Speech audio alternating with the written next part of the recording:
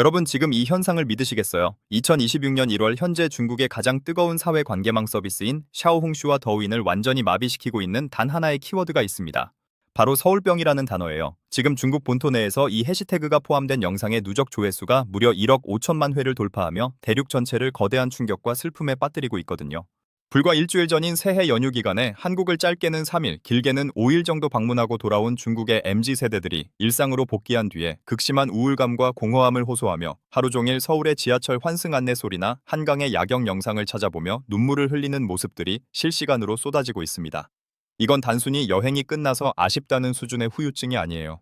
중국 정부가 그동안 수조 원의 예산을 들여서 공들여 쌓아온 한국에 대한 부정적인 프레임들이 청년들이 직접 목격한 2026년 서울의 현실 앞에서 그야말로 처참하게 무너져 내리고 있는 역사적인 순간입니다. 오늘 이 영상에서는 전 세계 사회학자들이 주목하고 있는 이 기묘한 현상의 실체가 무엇인지, 그리고 그 이면에 숨겨진 중국 사회의 거대한 균열에 대해 아주 깊이 있게 다뤄보려고 합니다. 도대체 왜 중국의 청년들은 서울의 평범한 일상을 보며 이토록 가슴 아파하는 걸까요? 오늘 우리가 함께 살펴볼 내용은 크게 세 가지로 요약해 볼 수 있어요. 첫 번째는 왜 하필 전 세계 수많은 도시 중에서 서울인가 하는 점입니다. 도쿄나 뉴욕 혹은 파리가 아니라 왜 중국 청년들이 유독 서울에 이토록 열광하고 중독되는지 그 심리적 기제를 아주 정밀하게 파헤쳐 볼 거고요.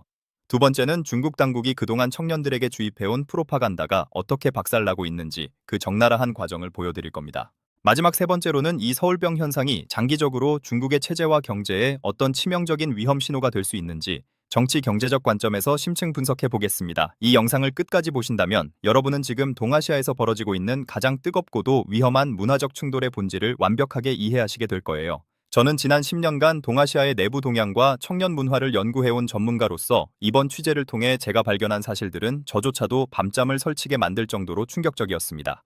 자, 그럼 지금부터 대륙의 청년들을 잠 못 들게 만드는 서울병의 실체를 향해 함께 들어가 보실까요? 집중하세요. 이제부터 진짜 이야기가 시작됩니다. 자, 그럼 본격적으로 서울병이 정확히 뭔지부터 아주 자세히 알아볼까요? 보통 우리가 해외여행을 가서 큰 실망을 하는 경우를 파리 증후군이라고 부르잖아요. 낭만의 도시라고 생각했던 프랑스 파리에 대한 환상을 가지고 갔다가 더러운 거리나 불친절한 태도 혹은 소매치기에 실망해서 심각한 심리적 타격을 입는 증상이죠. 그런데 이 서울병은 그 메커니즘이 정반대입니다.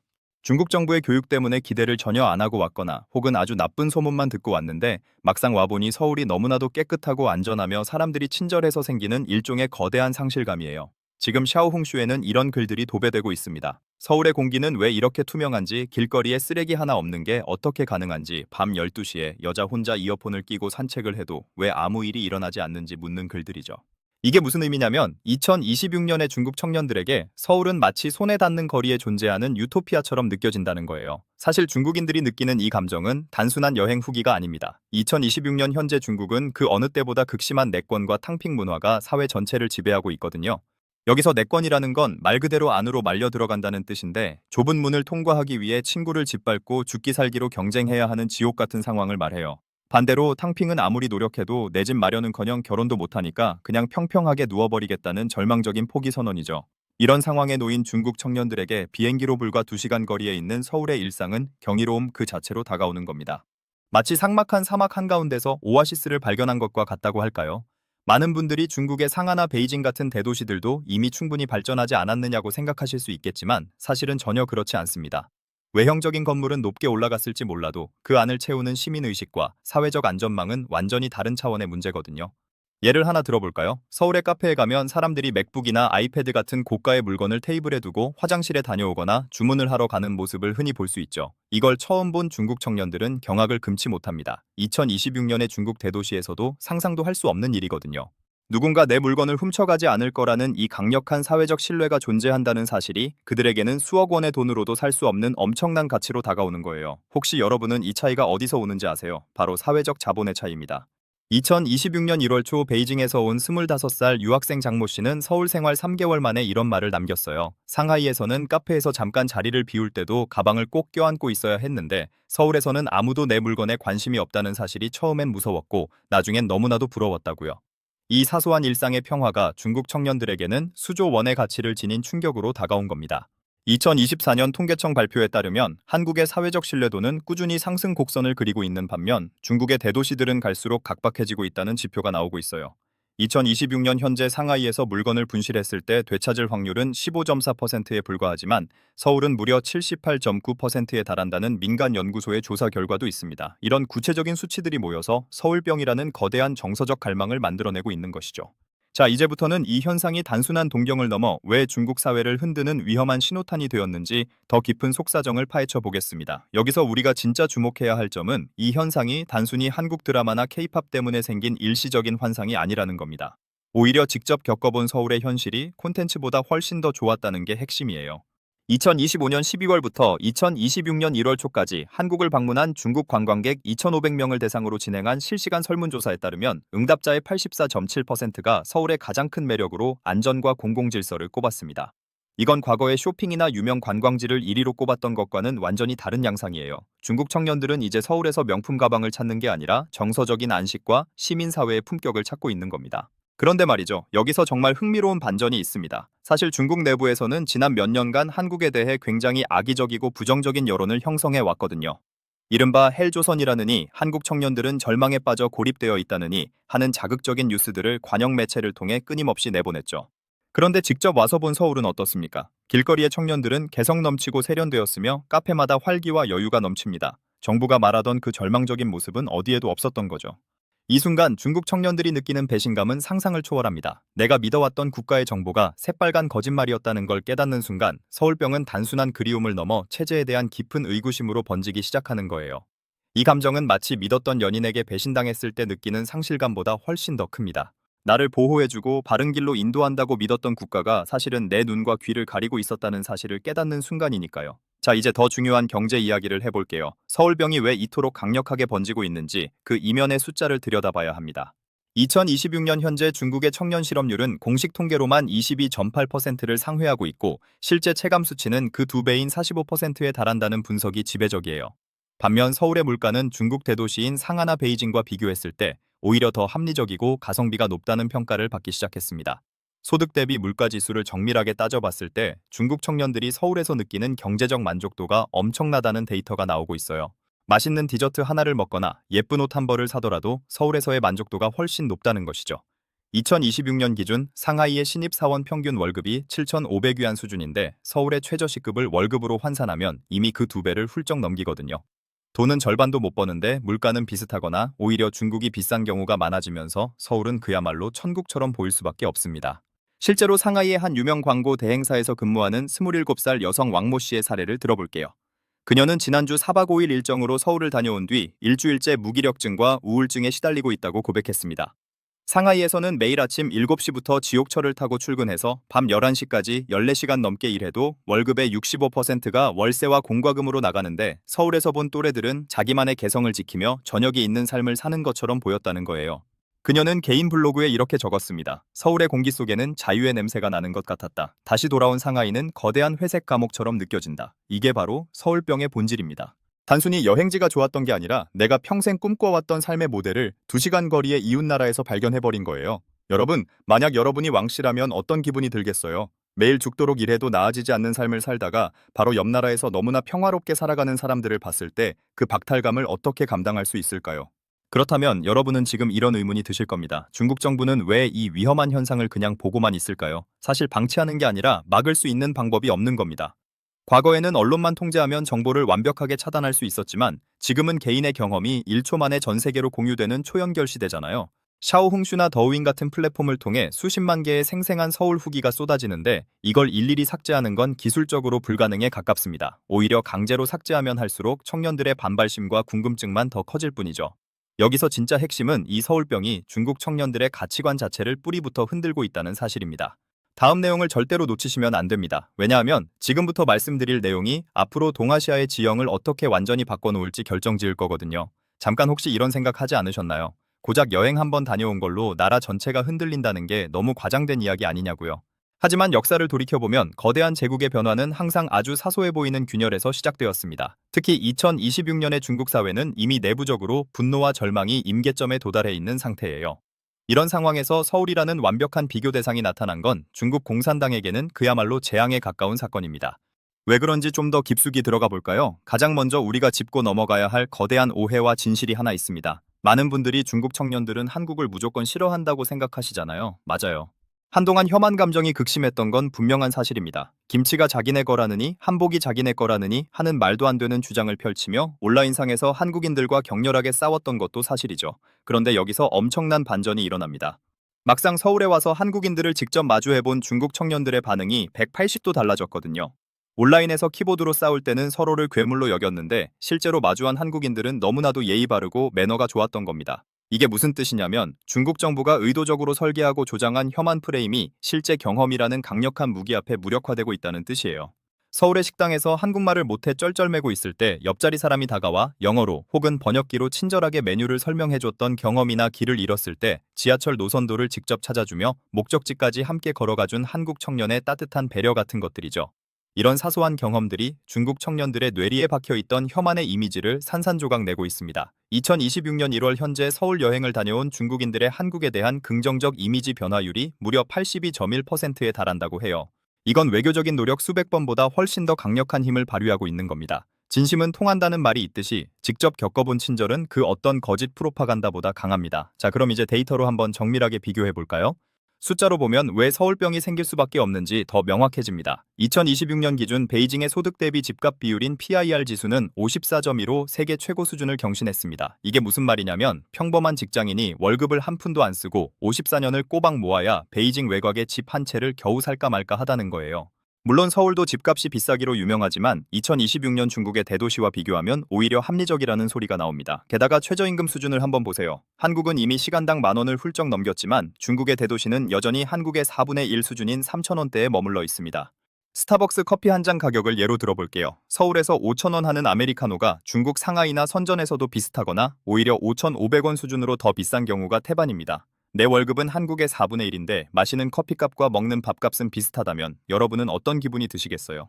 서울에 온 중국 청년들이 편의점에서 5,000원짜리 고퀄리티 도시락을 사 먹고 예쁜 감성 카페에서 8,000원짜리 디저트를 즐기며 느끼는 해방감은 단순히 여행의 즐거움이 아닙니다. 이건 내 삶의 질이 이만큼 올라갈 수 있다는 구체적인 가능성을 눈으로 확인하는 과정인 겁니다. 실제로 샤오홍슈에는 서울의 물가가 중국보다 훨씬 저렴하게 느껴진다는 글들이 수만 개의 좋아요를 받으며 공감을 얻고 있어요. 이게 바로 경제적 유토피아로서의 서울이 가진 진짜 힘입니다. 2026년 신년 기간 동안 중국 청년들이 서울에서 쓴 카드 결제 데이터를 분석해보면 재미있는 사실이 하나 더 나옵니다. 과거에는 백화점 명품관 결제가 70% 이상이었는데 지금은 성수동의 작은 공방이나 연남동의 독립서점 같은 곳에서의 결제 비중이 52%까지 올라왔거든요. 이건 그들이 이제 물질적인 소유보다 한국의 라이프 스타일 그 자체를 소비하고 싶어 한다는 명확한 증거입니다. 그런데 여기서 진짜 우리가 주목해야 할 심층 분석 포인트는 서울병의 핵심이 물질적인 풍요보다 정서적 갈증의 해소에 있다는 점이에요. 2026년의 중국 사회는 현재 첨단 기술을 동원한 감시와 통제의 사회입니다. 어딜 가나 안면 인식 카메라가 나를 지켜보고 있고 나의 일거수일투족이 사회 신용 시스템에 기록되죠.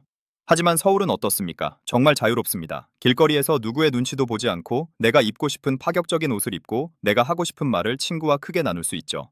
특히 중국 내부에서 억압받던 성소수자들이나 독특한 서브컬처를 즐기는 청년들에게 서울은 해방구 그 자체입니다. 홍대나 성수동 거리에서 자유롭게 자신을 표현하는 한국 청년들을 보며 중국 MZ세대는 남몰래 눈물을 흘립니다. 내가 잃어버린 혹은 한 번도 가져보지 못한 청춘의 진정한 모습을 거기서 발견하기 때문이죠. 구체적인 사례를 하나 더 말씀드릴게요. 광둥성 선전에서 온 24살 리모 양의 이야기입니다. 그녀는 서울 여행 중 가장 충격적이었던 순간으로 밤 12시에 한강공원에서 사람들이 아무런 경계심 없이 배달 음식을 시켜 먹으며 시간을 보내는 장면을 꼽았습니다. 중국에서도 밤늦게까지 노는 문화는 있지만 한강처럼 탁 트인 공공장소에서 공안의 감시나 범죄의 위협 없이 평화롭게 시간을 보내는 건 정말 생소하고 경이로운 경험이었다고 해요. 그녀는 자신의 SNS에 이렇게 말했습니다. 서울 사람들은 밤을 두려워하지 않아요. 그리고 그 밤을 진정으로 즐길 줄 알죠.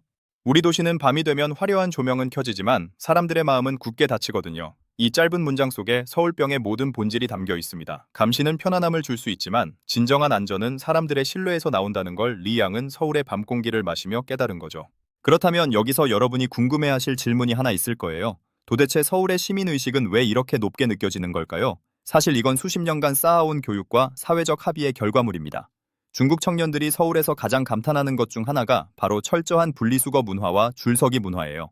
지하철 문이 열릴 때 내리는 사람을 먼저 기다려주는 모습이나 에스컬레이터에서 바쁜 사람을 위해 한 줄로 서는 모습 같은 것들이죠. 이런 사소한 질서들이 모여 거대한 도시의 품격을 만듭니다. 중국은 지난 30년간 급격한 경제 성장을 이뤘지만 이런 시민적 합의와 배려를 이끌어낼 시간은 턱없이 부족했거든요. 서울에서 질서가 주는 편안함을 맛본 청년들은 다시 중국의 무질서하고 거친 일상으로 돌아갔을 때 엄청난 정신적 스트레스를 받게 됩니다. 이게 바로 서울병이 유발하는 치명적인 부작용 중 하나죠. 질서에 익숙해진 사람은 무질서 속에서 더 큰 고통을 느끼게 마련이니까요.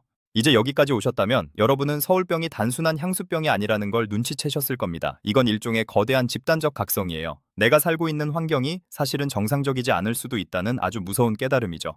자, 집중하세요. 지금부터가 진짜 핵심입니다. 2026년 현재 중국 당국이 가장 긴장하고 있는 시나리오가 뭔지 아시나요? 바로 서울병에 깊게 걸린 청년들이 중국 내부에서 목소리를 내기 시작하는 겁니다. 왜 서울은 되는데 우리는 안 돼? 라는 근본적인 질문이 중국 청년들 사이에서 터져 나오기 시작했습니다.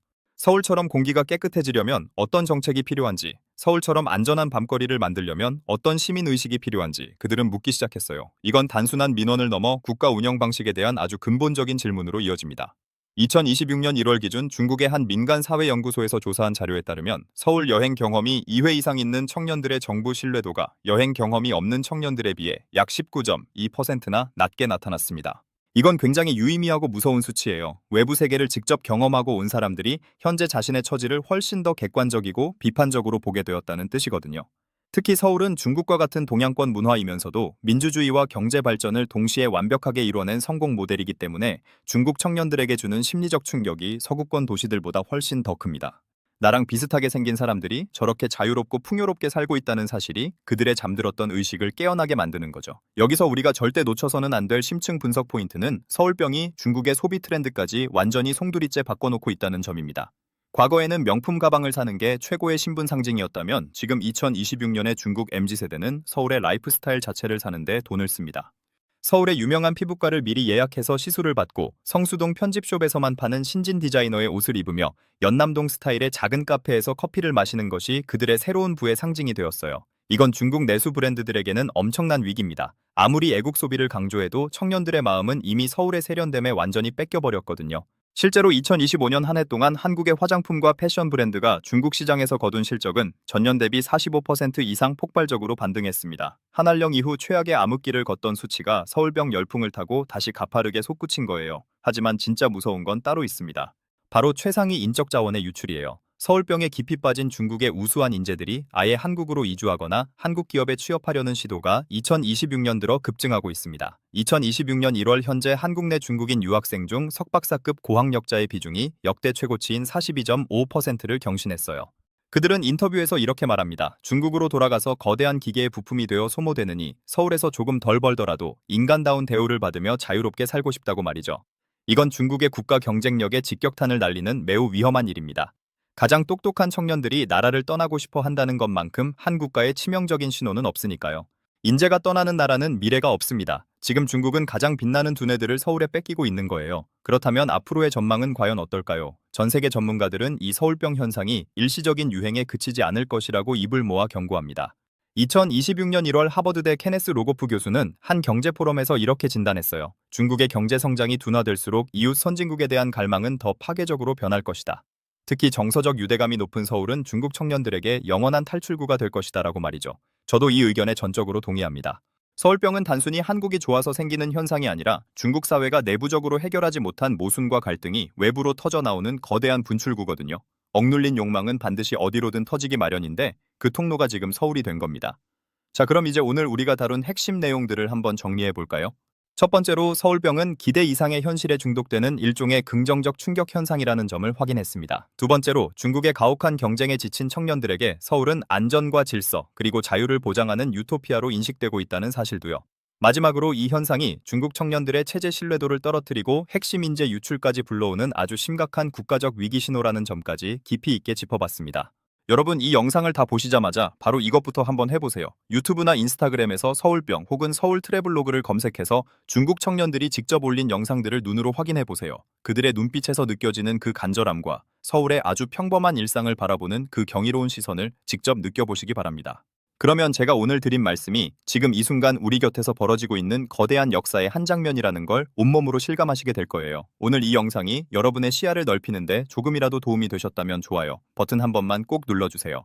여러분의 클릭 한 번이 더 많은 분들에게 이 중요한 사회적 변화를 알리는 아주 큰 힘이 됩니다.